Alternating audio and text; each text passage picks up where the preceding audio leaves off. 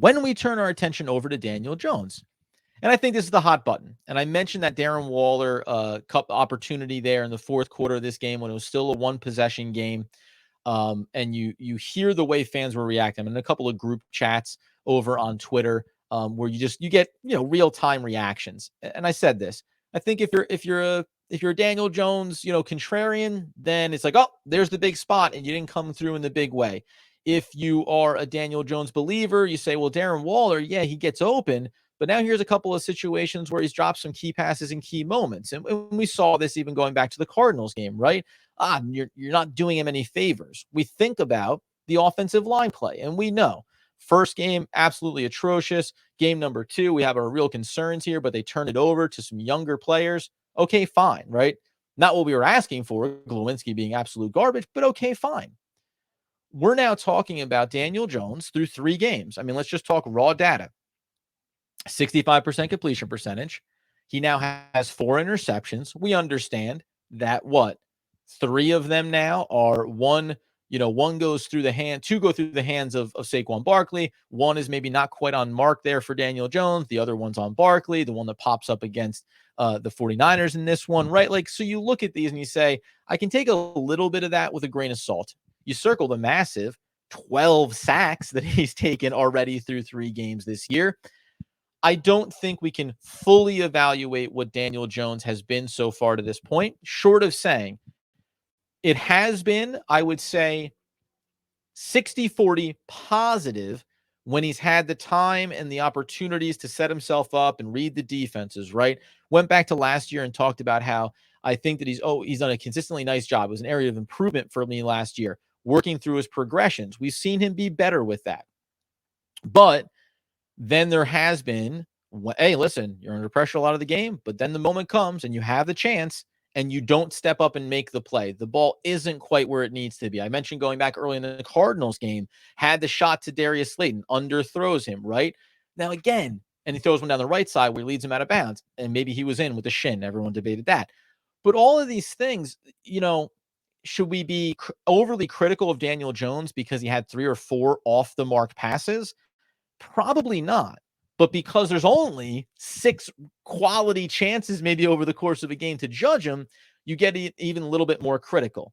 Now, opening game number 1, we always love QBR more than rating. 10.8, a disaster. 78 against the Cardinals. Absolutely excellent. What a phenomenal second half. 41.6 against the San Francisco 49ers. So you would say, wanting to be in that 50s kind of category, when it comes to QBR, all situational football considered, he was okay against an upper echelon team in the 49ers.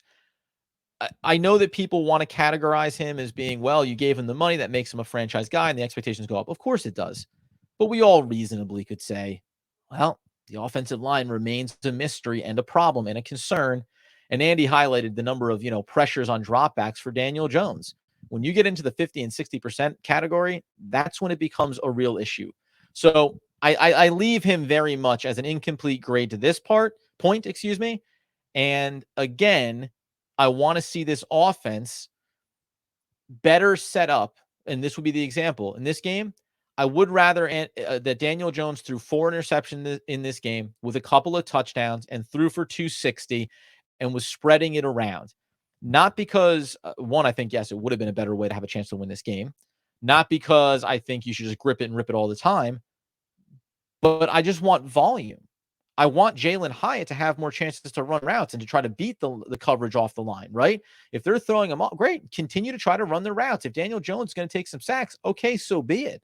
But I need to continue to develop this offense. And that's what we said coming into it. Do we know any more now through 3 weeks than we did through 2 weeks? I don't think so.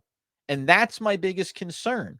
Or the one thing that we've learned is that there's such a lack of confidence around protections and around giving this offense time that it's just going to be another wait and see until we get 10 days out.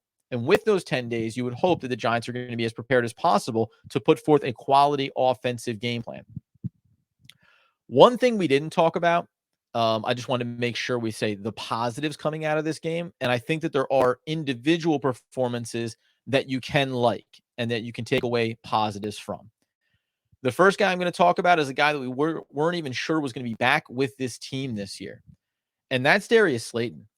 He has been phenomenal through these first 3 games. Now, again, the Dallas game, you chalk it away, right? 3 catches on 5 targets, 15 yards, big deal.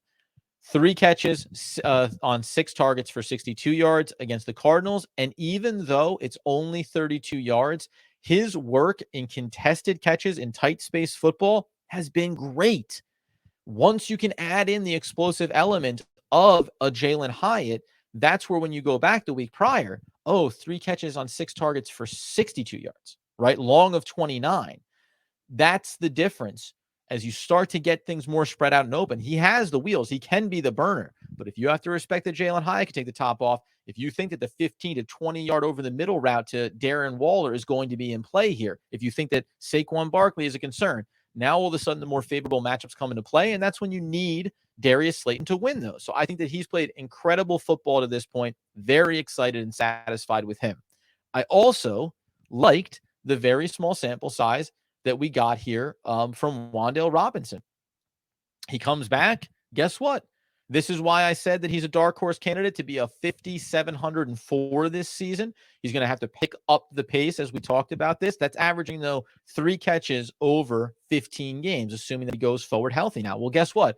4 catches on 5 targets. Now it's just for 21 yards. The long was of 8. So you have 3 catches going for a combined 14 yards. I get it. But he can get open in the tight space. As you let him work off the line, he's shifty, he's quick, he finds the pockets, he brings that ball in when you target him. He's going to overtake Paris Campbell in this hierarchy, 100%. Paris Campbell for me was nothing more than a just-in-case signing around Wan'Dale Robinson coming back healthy, and he has to stay healthy. But we've seen a lack of Sterling Shepard here in the first 3 weeks. It looks like he's more of a glorified veteran mascot and support system for this wide receiver room, and I'm very happy that he's still here. But the on-field production doesn't seem to be there from anymore. So Wan'Dale Robinson getting back out there looking healthy was critical for me. Until next time, friends, follow at One Giant Podcast on Twitter. Follow me at Adam Armbrecht. Follow Andy Mack 214 for Andrew Makowitz. Get us on YouTube. Get us on your podcast feed. We want to hear from you on this. We'll be putting up poll questions with more consistency. Who's been your biggest disappointment from an individual level, from a side of the football level, from a coaching level? We're going to keep breaking these things down because that's what it is early in the year when you feel like your team has not met expectations in so many different facets of their franchise. Until next time, though, as Andrew Makowitz, were he here, would want, need, and nay, demand, slightly softer after a loss, the people know, as always, let's go Big Blue.